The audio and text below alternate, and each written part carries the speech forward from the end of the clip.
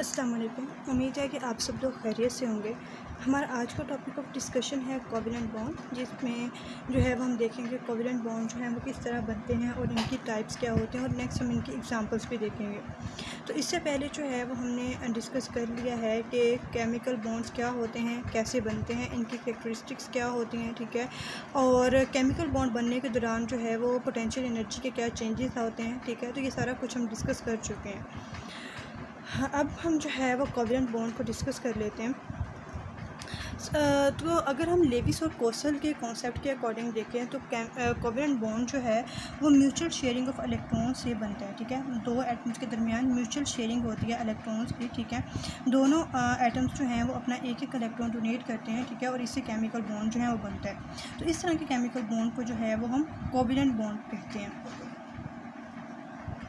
तो covalent bond जो है वो हमारे पास दो तरह के होते हैं। कुछ होते हैं पोलर कोवेलेंट बॉन्ड और कुछ होते हैं नॉन पोलर कोवेलेंट बॉन्ड, ठीक है।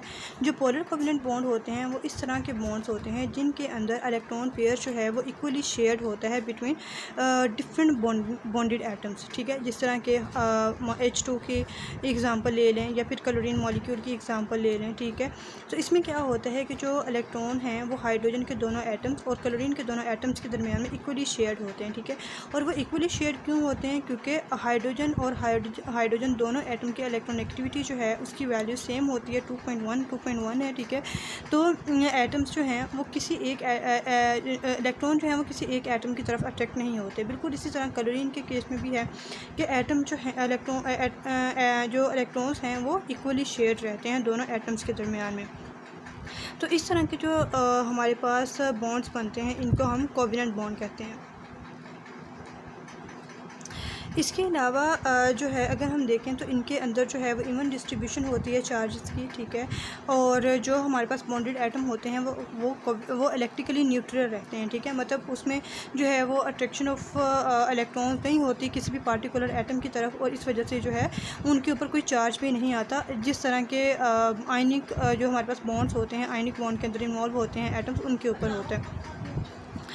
और इसके अलावा अगर हम इसकी और एग्जांपल देखें तो हम इसमें fluorine molecule, bromine molecule, iodine molecule की बात कर सकते हैं, ठीक है। तो इसमें भी जो है वो इलेक्ट्रॉन्स की इक्वल शेयरिंग होती है, ठीक है। और इसके अलावा कार्बन टेट्राक्लोराइड की भी बात कर सकते हैं, ठीक है। कार्बन टेट्राक्लोराइड जो होता है ये भी एक नॉन पोलर कंपाउंड होता है, ठीक है। और ये इस वजह से होता है क्योंकि इसमें इस तरह का होता है स्ट्रक्चर जिस तरह के सामने दिखाया गया है कि दरमियान में कार्बन है, ठीक है, और उसकी चारों तरफ जो है वो क्लोरीन है, ठीक है। तो इससे क्या होता है कि कार्बन और क्लोरीन का इलेक्ट्रॉनिक का डिफरेंस तो है, लेकिन जो राइट साइड का क्लोरीन है वो लेफ़्ट साइड के क्लोरीन का जो मतलब इनका इलेक्ट्रॉनिक डिफरेंस आ रहा है, ठीक है। और उन दोनों को मतलब वो आपस में कैंसिल आउट कर देते हैं, और ऊपर और नीचे वाला जो है वो आपस में कैंसिल आउट कर देते हैं। तो इस वजह से जो ओवरऑल मॉलिक्यूल होता है, ठीक है, उसके दरमियान उसके अंदर पोलैरिटी जो है वो डेवलप नहीं हो सकती। तो इसमें अगर हम देखें तो कार्बन और क्लोरीन बॉन्ड जो होते हैं वो तो पोलर होता है, लेकिन अगर हम ओवरऑल मॉलिक्यूल देखते हैं कार्बन टेट्राक्लोराइड का तो वो नॉन पोलर होता है। और ये था हमारे पास नॉन पोलर कोवेलेंट बॉन्ड। इसी तरह कुछ हमारे पास बॉन्ड होते हैं जिनको हम पोलर कोवेलेंट बॉन्ड बोलते हैं, ठीक है।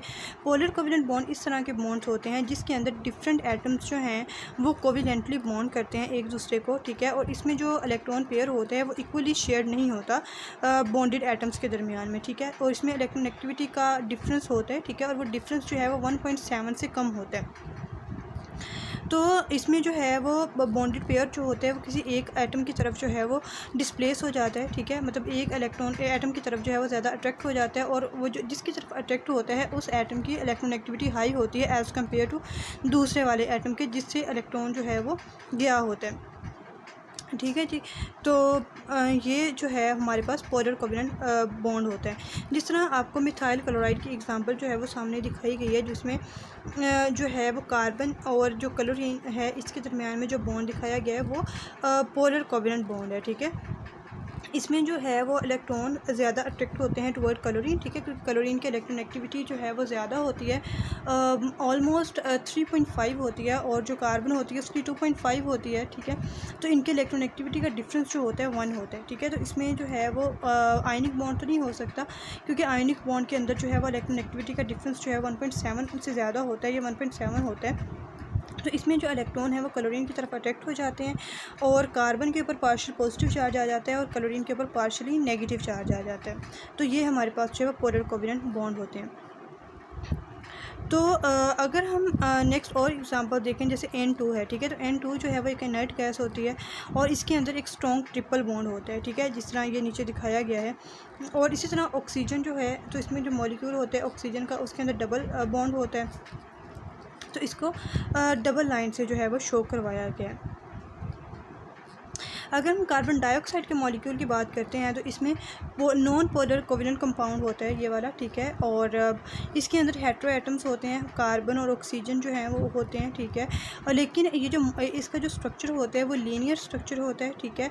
और इसमें जो दोनों साइड पे कार्बन और ऑक्सीजन का एक साइड वाला जो बॉन्ड है और दूसरी साइड पे कार्बन और ऑक्सीजन का जो दूसरी साइड पे बॉन्ड है, तो ये दोनों एक दूसरे को जो है वो बैलेंस कर देते हैं, ठीक है। और इस तरह जो है ये आपस में एक दूसरे का इफेक्ट कैंसिल करके नॉन पोलर कोवेलेंट बॉन्ड जो है उसको शो करवाते हैं। तो यहाँ पे जो है अगर हम एक पेयर जो है हर बॉन्ड जो है उसके अंदर एक पेयर जो है इलेक्ट्रॉन्स का उसको शेयर किया जाता है, ठीक है।